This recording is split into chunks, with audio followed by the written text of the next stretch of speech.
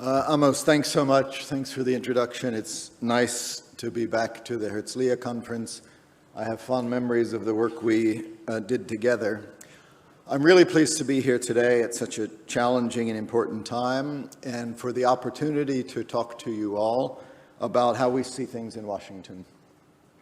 We know that the past 8.5 months have been an extraordinarily difficult time. There still aren't words to describe what Israel went through on October 7th, the time of Hamas's brutal massacre and the taking of hostages and the sexual violence that went with it. And we know that the war that was triggered by that brutal attack has also had devastating consequences. Tens of thousands of Palestinian civilians, including women and children, have been killed, and the humanitarian conditions for the people of Gaza, where the majority of the population remains displaced, remain dire. And here in Israel, almost 200,000 people have had to evacuate their homes, and many of them have yet to return. In addition to all of that, just over 2 months ago, Iran launched an attack, an unprecedented attack, directly at Israel. We've got Houthi militants and Shia militia groups who continue to strike Israeli and other targets. Hezbollah attacks Israel regularly across the northern border, and Israel is responding. Meanwhile, Israel is facing growing international criticism and pressure from the United Nations and other international bodies, and you have vocal segments of the American public that have spoken out against the war in Gaza. So as a result of all of that, let's just be honest, the past 8.5 months have been really challenging for the U.S.-Israel partnership and tested perhaps as never before. It has just really been a profoundly trying time for all of us.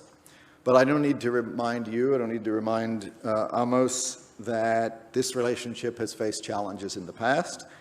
There have been difficulties, even crises in the U.S.-Israel relationship, and we've survived all of them by working together. And it will require work on both sides, but there's no reason that this time needs to be different. Indeed, notwithstanding these momentous challenges that I just summarized, I actually think there is a positive way forward for Israel, for the United States, and for our strategic partnership. And that's what I want to talk about here with you today. Not the risks and problems that we're all too well aware of, but the possibility of a more hopeful path forward for Israel, for U.S.-Israel relations, and the people of the region. The path to that more hopeful future starts with the ceasefire deal spelled out by President Biden on May 31st, based on Israel's proposal.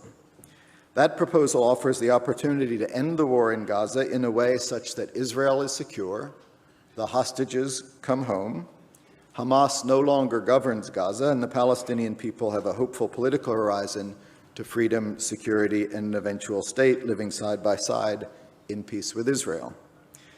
You're all familiar with the terms of the proposal, but they're worth repeating and thinking about. The first phase is a 6-week full and complete ceasefire, withdrawal of Israeli forces from population centers, and the release of hostages, including women, elderly, and wounded. In this time, Palestinian civilians can return to their homes and humanitarian assistance would surge. During this period, there would also be negotiations on phase 2, which is a permanent cessation of hostilities.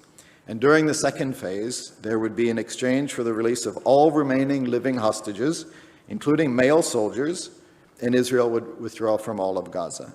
And then finally, in phase 3, you'd have a major reconstruction plan for Gaza, and any additional hostage remains would be returned. Now, as President Biden has said, we know there are some in Israel who do not support this proposal, opposing a ceasefire, even if that means prioritizing or deprioritizing the release of hostages. We simply disagree with that. A rejection of this deal would not bring about some undefined notion of total victory, but it would lead to endless conflict, draining Israel's resources, contributing to its isolation on the world stage, and preventing the hostages from being reunited with their families. By contrast, implementation of the deal would bring the hostages home and open up the pathway to to the more hopeful future we all need. Since President Biden made this proposal, we have rallied the world to support it. The UN Security Council passed a resolution supporting it. G7 countries have all supported it, as have many Middle Eastern countries and the 16 countries that still have hostages in Gaza. It is now time for Hamas to accept the deal. And let's be clear, by refusing to do so, Hamas is responsible for ongoing suffering of so many Palestinians. The deal Israel offered at the end of May was almost identical to what Hamas proposed on May 6th. So in many ways, Hamas is walking away from its own proposal. Now, while it's disappointing that Hamas has taken so long to respond and that it proposed additional amendments beyond its original position, we continue to work relentlessly to get that agreement and to close the gaps, and we're grateful for efforts by Qatar and Egypt to help do so. And I want to stress, we should not give up hope for getting a deal, even as we press Hamas still to agree. And I think Israel can help in that regard. As Israel completes its major operations in Rafah in the days and weeks ahead, and if it delivers on its promise to reduce civilian casualties and surge more humanitarian assistance, not only will that relieve the suffering of the Palestinian people, it will deprive Hamas leader Yahya Sinwar of the death and the destruction that he cynically counts on for leverage against Israel. Don't forget, Sinwar wants to see Israel isolated in the world. He wants to bring in regional actors against Israel, and he wants to divide Israel from the United States. A transition to lower intensity military operations and an improvement in the humanitarian situation in Gaza would deprive him of all of those goals, as well as of the fantasy that the longer he holds out, the more leverage he has. We need to make Sinwar realize that time is not on his side and that this deal is one that he should accept. Let me also say a word about what this deal could mean for Israel and the region.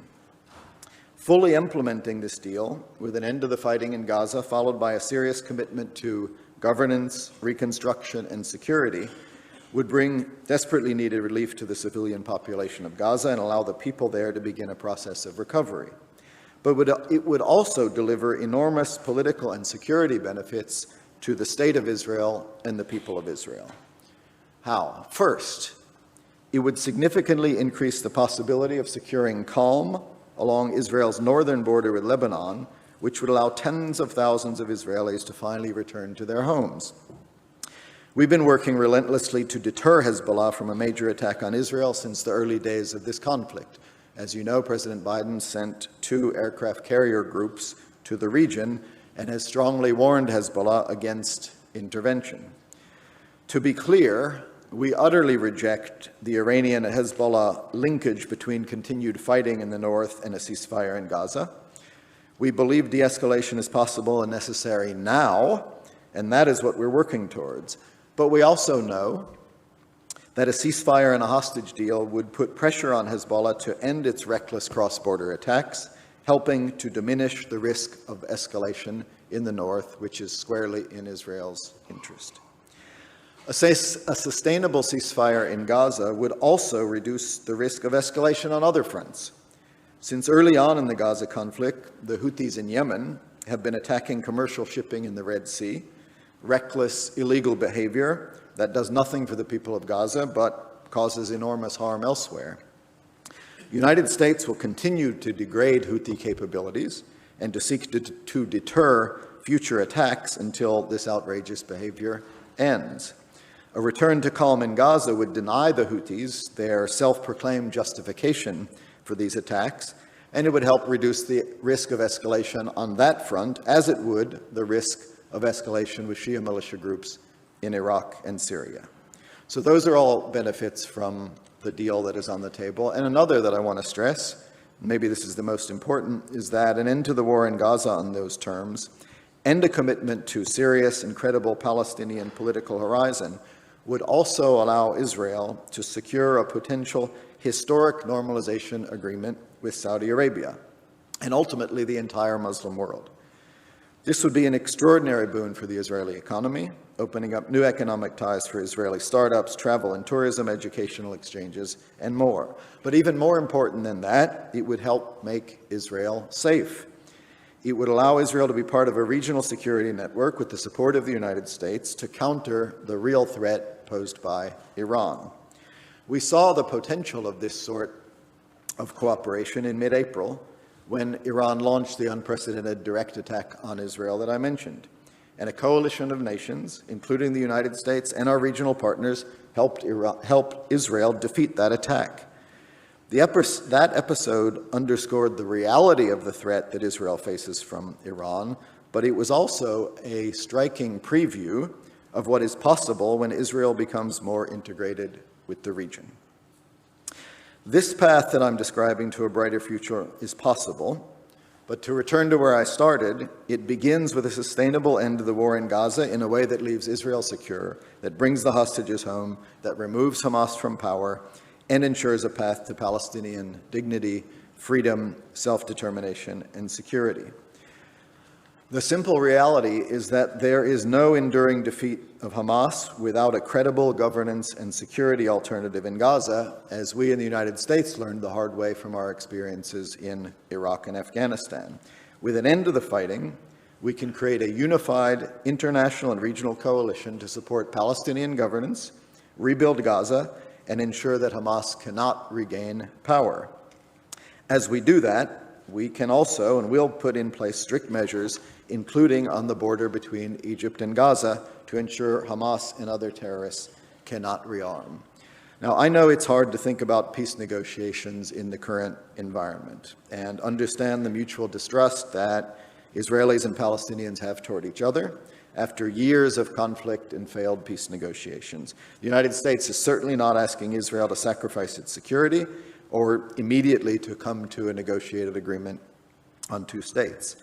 But we also cannot give up on that ultimate goal, and we oppose steps such as settlement expansion, settler violence, and other destabilizing activities in the West Bank that are counterproductive to peace and make that goal more difficult to achieve.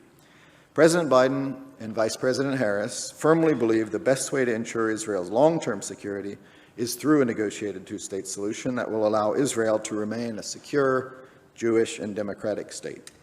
I also want to be clear, the onus is not just on the Israelis, but also on Palestinians, which is why we are engaging the newly appointed Palestinian Authority government to advance important and meaningful reforms that will make changes to improve governance.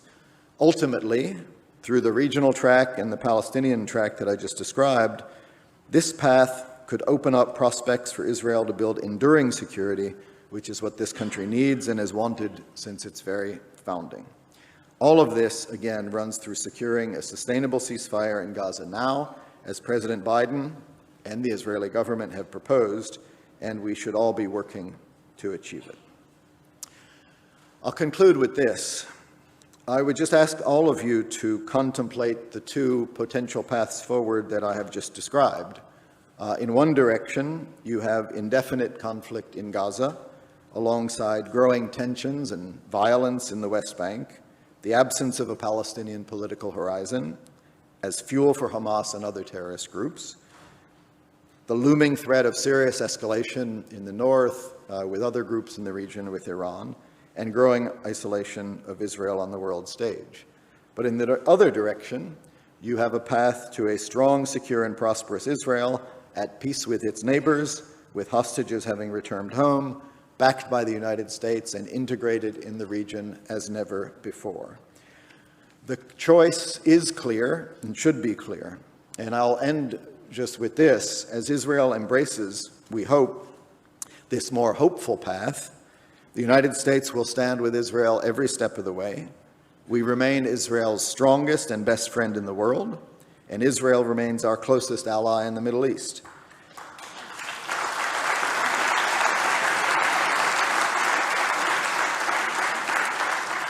And just as I believe it is in Israel's interest to pursue this positive pathway, I believe it is also in America's interest.